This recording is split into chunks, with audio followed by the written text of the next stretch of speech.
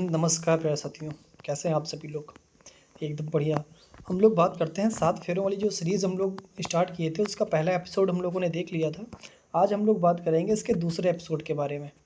इसका दूसरा एपिसोड क्या है? देखिए 7 फेरों वाली सीरीज़ की जो हैंड रिटन बुक है, मैं उस पे चर्चा कर रहा हूँ, जिसके नोट्स कुमार गौरव सर उत्कर्ष क्लासेस ने खुद ने लिखे हैं। ये इनके पूरी बायोडाटा है, इन्हीं की बुक का ये नोट्स है। अब देखिए पहले लाइन के ऊपर चलते हैं हम लोग।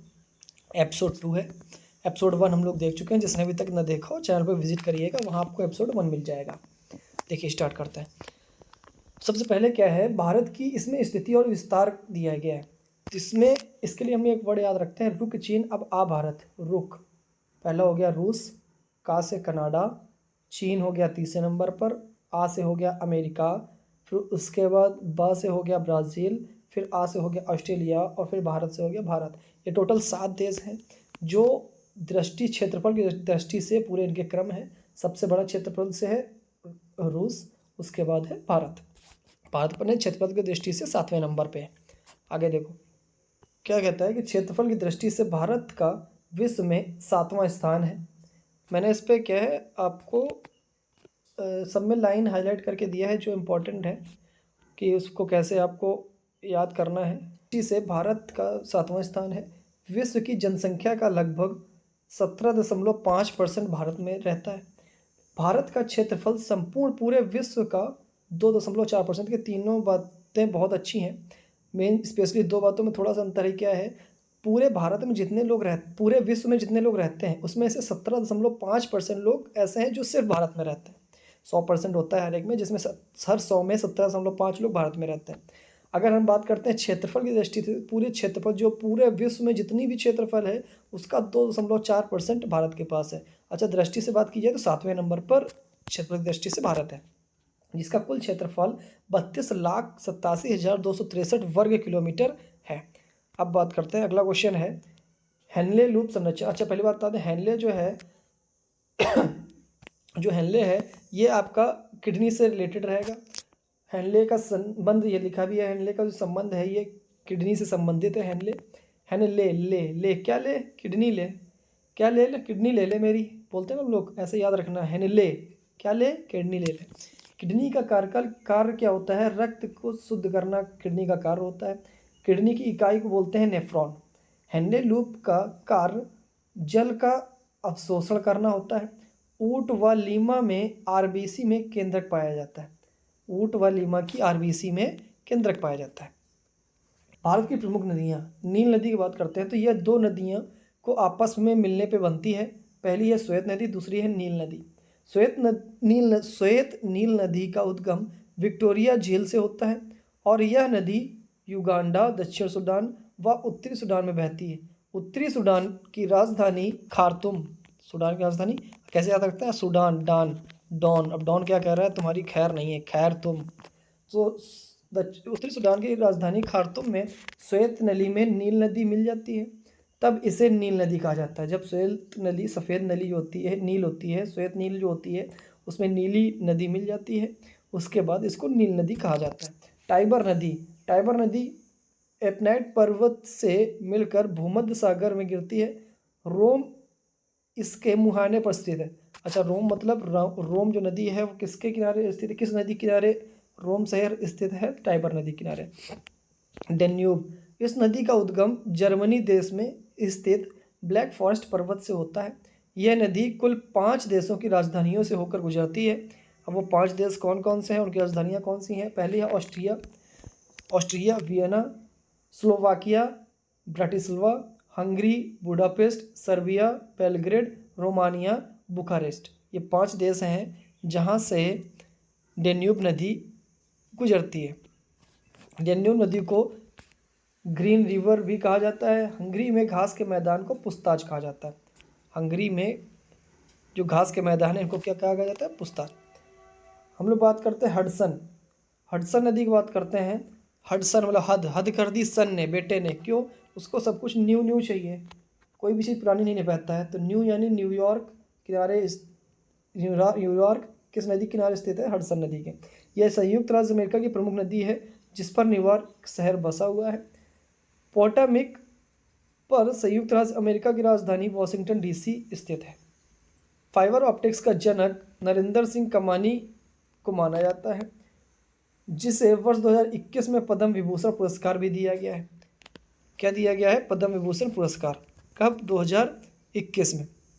अब कुछ जल संधियां हैं, उनके बारे में जरा बात कर लेते हैं, कौन कौन सी हैं। एक सेकेंड जरा मैं। और दक्षिण अंडमान निकोबार और दक्षिण चीन सागर के मध्य मल्लिकार्जुन संधि है। की खाड़ी है, देखिए फारस की खाड़ी और ओमान की खाड़ी के मध्य हार्मुज जल संधि है। भूमध्य सागर व अटलांटिक महासागर के मध्य जिब्राल्टर संधि है।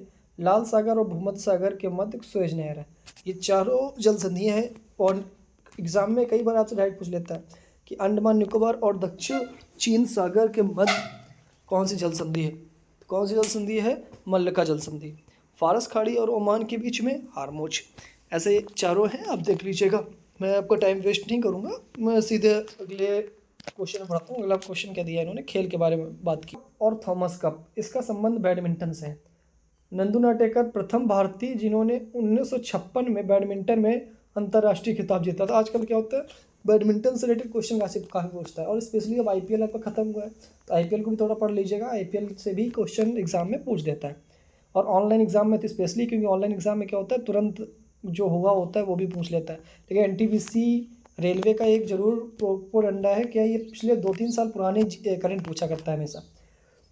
वेलिंगटन ट्रॉफी का संबंध रोइंग नौका दौड़ से संबंधित है। डेविस कप का संबंध टेनिस खेल से है।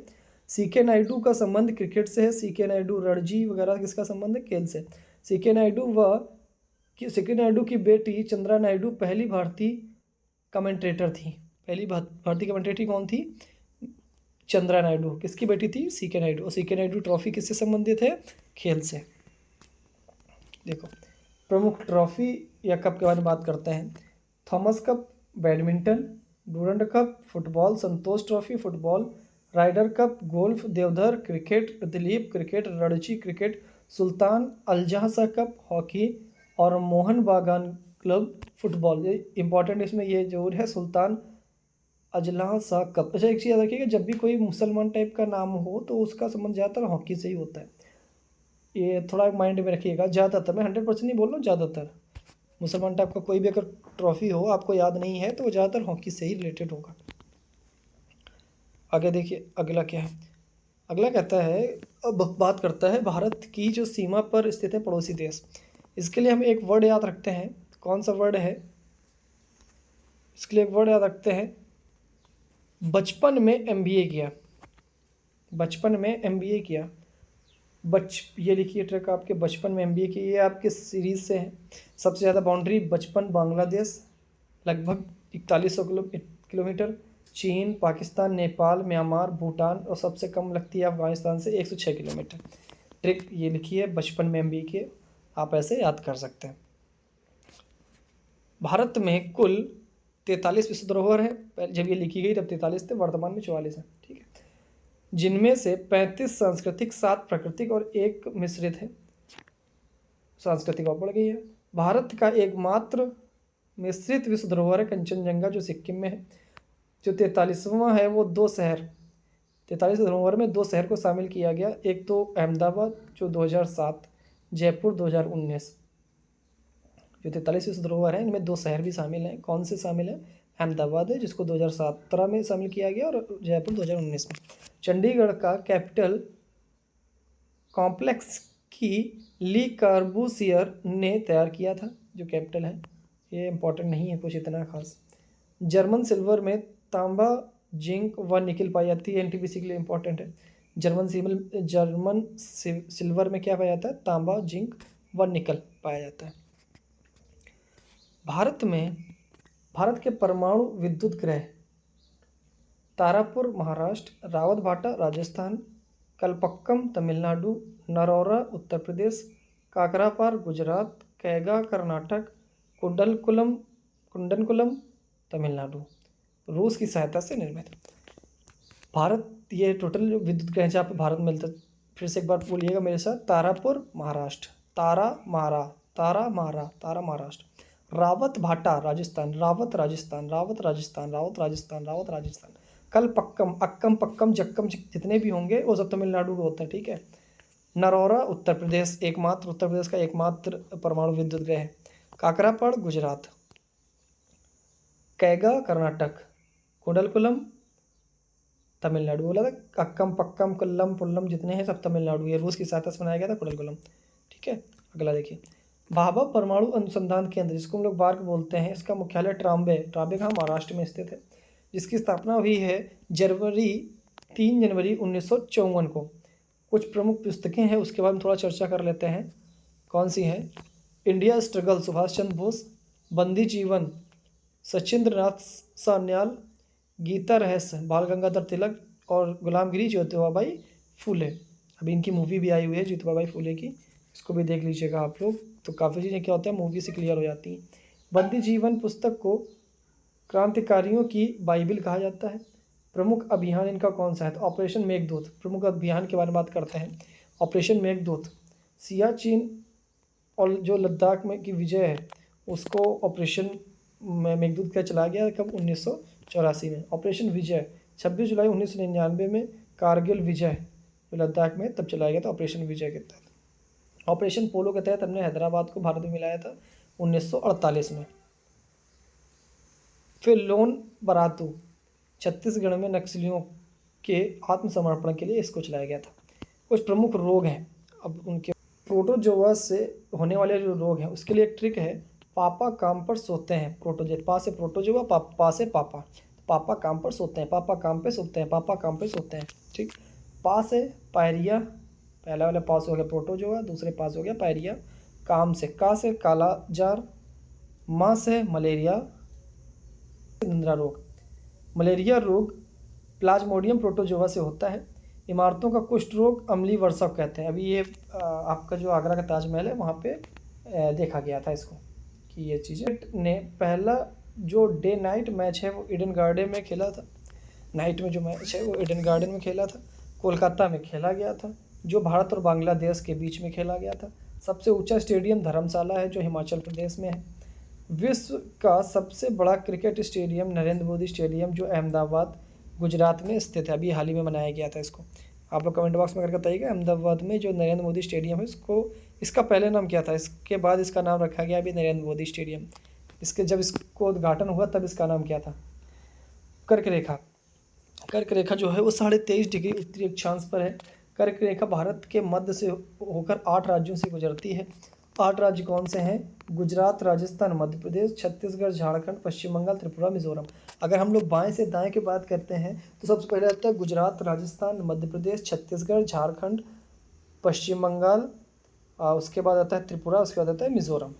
और ये ट्रिक इसके लिए अगर ट्रिक है तो ये मगरमच्छ एक ट्रिक है, मगरमच्छ में गमछा या गमछा झार, लेकिन वो ट्रिक रह जाती है कभी कभी वो दाएँ से दाएँ पूछ लेता है तब। कर्क रेखा की सबसे अधिक लंबाई, कर्क रेखा की सबसे अधिक लंबाई मध्य प्रदेश से और सबसे कम राजस्थान से होकर गुजरती है। मानक रेखा जो है आपकी वो कर्क रेखा आपस में एक दूसरे को छत्तीसगढ़ में काटते हैं। मानक रेखा है और कर्क रेखा एक दूसरे को छत्तीसगढ़ में आपस में काटते हैं एक दूसरे को, ठीक है। कटवा दिया हमने, आगे देखें। कर्क रेखा को 2 बार काटने वाली नदी कौन सी है? माही नदी 2 बार काटती है माही। माही रे मैंने तुझे काटा रे, तो माही ने काटा कितनी बार? 2 बार काट लिया भाई। भूमध्य रेखा को 2 बार काटने वाली कांगो। कर्क रेखा माँ कर्क माही नदी, कर्क रेखा को 2 बार माही नदी। भूमध्य को कांगो, भूमध्य को कांगो। मकर रेखा को 2 बार लिम्पोपो नदी, ठीक है। सबसे ऊपर होता है कर्क रेखा, उसको 2 बार काटा माही ने कि माही रे मैंने तुझे काटा रे। तो बीच में होता है भूमध्य, तो भूमध्य को 2 बार काटा कांगो, कह रहा कहाँ काटा?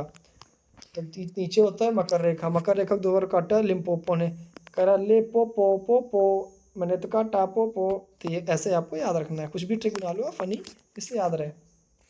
नेपाल, भूटान और अफगानिस्तान लैंडलॉक क्या होता है? जिसमें चारों तरफ से भूमि क्षेत्र जुड़ा हो, समुद्र ना हो। जैसे भारत में क्या होता है, तमिलनाडु साइड आप इधर आ जाइए पूरे समुद्र हैं, और लैंडलॉक में क्या होता है, अगल बगल जितने भी दूसरे देश होंगे चारों तरफ से आपको बंद कर रखेंगे, आपको समुद्र नहीं मिलेगा, बोलते हैं लैंडलॉक। जल व स्थल से सीमा बनाने वाले पड़ोसी देश बांग्लादेश, पाकिस्तान और म्यांमार, ये वो देश हैं जो जल से भी हमारे साथ सीमा रखते हैं और थल से भी सीमा हमारे साथ रखते हैं। कौन है? बांग्लादेश, पाकिस्तान, म्यांमार। बांग्लादेश, पाकिस्तान और म्यांमार। हम लोग बात करते हैं कोशिका के बारे में। कोशिका के बारे में क्या है? पैलाडे जो पैलेट कण होते हैं वो राइबोसोम कोशिका को कहा जाता है। राइबोसोम को प्रोटीन की फैक्ट्री, बहुत इंपॉर्टेंट क्वेश्चन है ये, प्रोटीन की फैक्ट्री किसको कहा जाता है? राइबोसोम। राइबोसोम को प्रोटीन की फैक्ट्री कहा जाता है। इसे सबसे छोटा कोशिका का अंग कहा जाता है। लाइसोसोम को आत्मघाती थैली भी कहा जाता है। आत्मघाती थैली, लाइसोसोम। माइटोकॉन्ड्रिया में एडिनोसिन ट्राइफॉस्फेट एटीपी को ही ऊर्जा की मुद्रा कहा जाता है। केंद्रक व कोशिका द्रव को मिलाकर जीव द्रव बनता है। ठीक है, आगे आ जाओ। प्रमुख संस्थान की बात करते हैं। जो प्रमुख संस्था है कौन सी है, उसमें सबसे पहले बात करते हैं अंतर्राष्ट्रीय ओलंपिक समिति, जो आईसीसी है। तो अंतर्राष्ट्रीय ओलंपिक, आईओसी, अंतर्राष्ट्रीय ओलंपिक समिति की बात करते हैं। इसकी स्थापना 23 जून 1894 को हुई है। पहला लेकिन ओलंपिक 96 खेला गया था। ठीक है। मुख्यालय ल्यूशाने, स्विट्जरलैंड में। अध्यक्ष क्रिस्टी कवेंट्री, जो प्रथम महिला अध्यक्ष हैं ये, जो जिम्बाब्वे की हैं। कौन है इस टाइम वर्तमान अध्यक्ष? Christie Coventry. ल्यूसाने, स्विट्जरलैंड में इसकी मुख्यालय है। इस संस्था ने प्रथम ओलंपिक खेल 1896, मैंने बताया, एथेंस में इसका पहला गेम खेला गया था। अब हम लोग बात करते हैं अंतर्राष्ट्रीय क्रिकेट परिषद। स्थापना 1909 में, मुख्यालय दुबई में, यूएई। ठीक है। भारतीय क्रिकेट नियंत्रण बोर्ड, बीसीसीआई, स्थापना 1928 में, मुख्यालय, देखिए भारत का है तो मुख्यालय हो गया मुंबई में 1928 में। इसके पहले अंतर्राष्ट्रीय था तो 1909 में दुबई। ठीक। वर्ल्ड वाइड लाइफ फंड, स्थापना 1961, मुख्यालय ग्लैंड, स्विट्जरलैंड। लोगो इसका है पांडा। अब हम लोग बात करते हैं प्रमुख नदियों के बारे में। सबसे पहले बात करते हैं ब्रह्मपुत्र नदी। इस नदी का उद्गम स्थल कैलाश पर्वत के मानसरोवर झील के निकट चोमयांगडुंग हिमनद से होता है। इस नदी को तिब्बत में सांगपो के नाम से जाना जाता है। इसकी सहायक नदियाँ कुछ हैं: पूड़ी हिगांग, धनसरी, दिबांग, लोहित, सुबनगिरी। लोहित के बारे में कुछ है, क्या है कि इस नदी पर भूपेन हजारिका पुल, जो धौला और सादिया पुल में स्थित है। लोहित नदी पर ही भूपेन हजारिका पुल बना हुआ है। कामेंग, मानस, तिस्ता, ये सब इसकी सहायक नदी हैं। इस नदी पर असम में माजुली द्वीप भी स्थित है। किसमें? ब्रह्मपुत्र नदी पे। हम लोग बात करते हैं कावेरी नदी के। इस नदी का उद्गम कर्नाटक, का से कावेरी, का से कर्नाटक, कर्नाटक के कोगाडू जिले में स्थित ब्रह्मगिरी पहाड़ियों से होता है। इसकी सहायक नदियां हैं अमरावती, हेमवती, अर्कावती, लक्ष्मण तीर्थ, भवानी और कामिनी। इसमें सबसे ज़्यादा इंपॉर्टेंट है आपकी हेमवती, अमरावती, ये दो इंपॉर्टेंट है। आगे आ जाओ। विटामिन और उनके प्रमुख नाम। एक ट्रिक है, रथ पर एक टॉफ़ी, वो सही है। इस पर आप कभी गूगल पे देख लीजिएगा, विटामिनों के नाम की ट्रिक कैसे याद करें, तो आ जाता है रथ पर एक ट्रॉफी करके। देखिए विटामिन ए, रथ, ये होता है, रथ लिखा जाता है तो रथ, रा हो गया सबसे पहले, रेटिनॉल। विटामिन B1, था से हो गया थाइमेन। फिर रथ पर एक, ए आया तीसरे में, तो विटामिन सी हो गया स्कॉर्बिक अम्ल। विटामिन डी हो गया, के से हो गया कैल्सीफेरॉल। विटामिन डी, तो रथ पर एक, रथ एक। ठीक है, ऐसे आपको याद रखना है। आगे आ जाओ। आगे है विटामिन के। विटामिन के का नाम है फिलोक्विनोन। विटामिन बी और सी, जो भैंस गई पानी में, ठीक, भैंस यानी बी और सी, ये पानी में घुलनशील है। ठीक है, ये लिखा भी है। तो बी और सी ये दोनों जल में घुलनशील है, बाकी कोई भी जल में घुलनशील नहीं है। अच्छा, एक B12 है, वो जल में घुलनशील नहीं है, वो वसा में घुलनशील है। ठीक है, बी के बाकी सारे पार्ट तो जल में घुलनशील, लेकिन B12 जल में घुलनशील नहीं, वसा में घुलनशील है। विटामिन डी, कैल्सीफेरॉल एक हार्मोन है। विटामिन सी की कमी से स्कर्वी रोग होता है। विटामिन सी, सी से सा वर्ड आ रहा है ना, तो विटामिन सी, सा से सी, सा से स्कर्वी। ठीक है। समाधि स्थल उनकी ट्रिक बताते हैं। अभय घाट, मुरारजी देसाई। मुरारजी, मोरा जो लड़का है ना, बिल्कुल अभय, किसी से डरता नहीं है, निर्भय, बिल्कुल अभय। चैत्र, भीमराव, चैत्र भूमि, भीमराव अम्बेडकर। एकता स्थल, ज्ञानी जैल सिंह। एक व्यक्ति था जिसके पास बहुत ज्ञान था, एक था क्या? एकता, ज्ञानी जैल सिंह। विजय घाट, विजय, विजय किसकी होती है? बहादुरों की, तो लाल बहादुर शास्त्री। शांतिवन, शांति कौन होगा भाई? जो सबको प्यार करेगा, छोटे छोटे बच्चों से भी इरिटेट नहीं होगा, तो जवाहरलाल नेहरू, ये बच्चों से भी इरिटेट नहीं होते थे। शक्ति स्थल, एक वो नारी जो भारत की प्रथम प्रधानमंत्री भी थी, कौन? इंदिरा गांधी। ये सब ट्रिक भी लिखा है। मोर का भय, अम्बे माँ का चित्र, जेल का एक था, बहादुरों की वजह होती है, हरा रंग वन, और इंडिया की शांति। आगे आ जाओ। प्रमुख लोक नृत्य के बारे में बात करते हैं। बिहू असम, लावड़ी महाराष्ट्र, नौटंकी उत्तर प्रदेश, पिंडवानी छत्तीसगढ़। तीजन बाई का संबंध जो है पिंडवानी से है, ये इंपॉर्टेंट है। तीजन बाई का संबंध किससे है? पिंडवानी से है। भारत रत्न की बात करते हैं तो भारत रत्न का पुरस्कार 1954 में सीवी रमन, सी राजगोपालाचारी व डॉक्टर सर्वपल्ली राधाकृष्णन को दिया गया। पहला मरणोपरांत लाल बहादुर शास्त्री को 1966 में मिला। ठीक, आगे आ जाओ। अब बात करते हैं कुछ रोग हैं। हैंसन रोग एक कुष्ठ रोग है। कुष्ठ रोग माइक्रो बैक्टीरिया लेप्री से होता है। रेबीज हाइड्रोफोबिया रोग है। और हीमोफीलिया शाही रोग है। शाही रोग क्या है? पहले बार महारानी क्या हुआ था, तो इसको शाही रोग बोलते हैं। तो हीमोफोलिया, शाही रोग किसको कहते हैं? हीमोफीलिया को।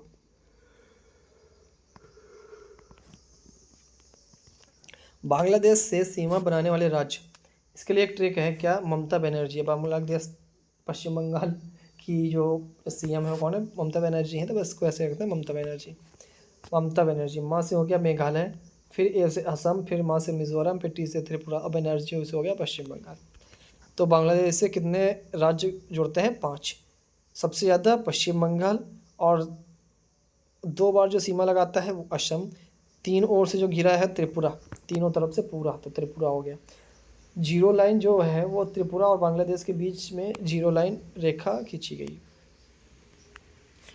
ज्ञानपीठ पुरस्कार के बारे में बात करते हैं थोड़ा सा। प्रथम ज्ञानपीठ पुरस्कार 1965 में जी शंकर कुरूप को मलयालम भाषा के लिए मिला। इस पुरस्कार में वाग्य देवी की प्रतिमा और 21 लाख रुपए दिए जाते हैं। प्रशस्त्र पत्र भी दिया जाता है, जिसको हम लोग सर्टिफिकेट बोलते हैं। यह पुरस्कार पाने वाली पहली महिला जो थी वो आशा पूर्णा थी। और प्रथम पुरस्कार अमिताभ घोष ने, जो अंग्रेजी में अगर बात करें तो अमिताभ घोष ने सबसे पहले पाया था।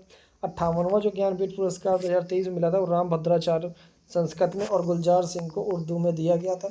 वहीं 59वां की बात की जाए तो विनोद कुमार शुक्ल, इनकी पुस्तक कौन सी है? नौकर की कमीज, खिलेगा तो देखेंगे आदि इनकी पुस्तक है। विनोद कुमार शुक्ल को 58वां ज्ञानपीठ पुरस्कार दिया गया।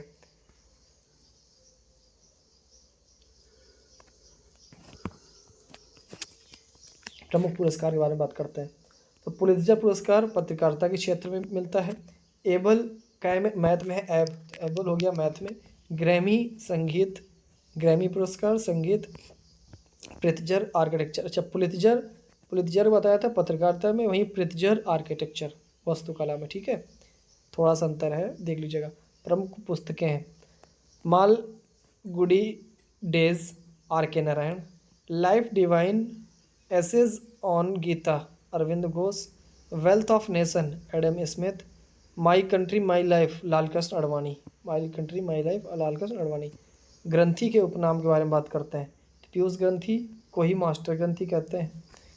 Hypothalamus, master of master.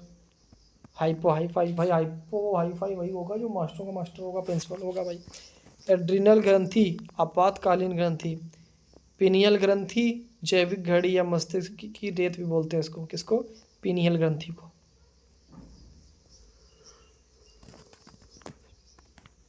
द्वीप समूह के बारे में बात करते हैं। अंडमान निकोबार में एकमात्र सक्रिय ज्वालामुखी बैरन ज्वालामुखी है। लक्षद्वीप प्रवाल भित्ति से निर्मित ये द्वीप है। अंडमान निकोबार की सर्वोच्च चोटी सैंडल पीक है।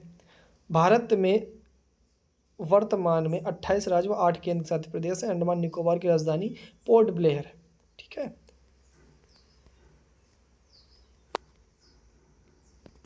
पोर्ट ब्लेयर है। और ये ख़त्म हो गई आज क्लास। ये थी आज आपकी क्लास, कैसी लगी ज़रूर बताइएगा। और उम्मीद रखते हैं कि आपको कुछ बहुत तो सहायता मिल रही होगी। अगर आपको क्या है, इसको क्लास नहीं भी देखिएगा, फ़ोन चला के अपने कानों के पास रख लीजिएगा, बस सुनते रहिए। 2-3 बार अगर आप इसको सुन लेते हैं तो ज़ाहिर-सी बात है, आपके अगर ऑप्शन आएँगे एग्ज़ाम में, क्वेश्चन देके ऑप्शन देगा तो 100% उस ऑप्शन को आप सही टिक कर लोगे। और थैंक यू फॉर क्लास। मिलते हैं आपसे अगले वीडियो में, तब तक के लिए जय हिंद।